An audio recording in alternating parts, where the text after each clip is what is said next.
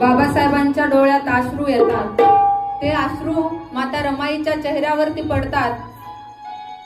रमाईला कळते की आपले साहेब रडत आहेत.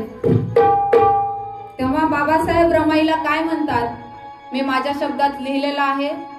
हे गीत स्टुडिओ रेकॉर्डेड आहे, आपण सर्वांनी ऐकावं अशी विनंती करते आणि कृपया शब्दाकडे लक्ष असावं.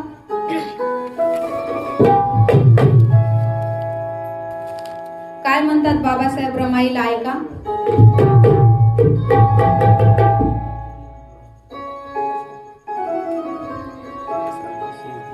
वाहे अश्रू या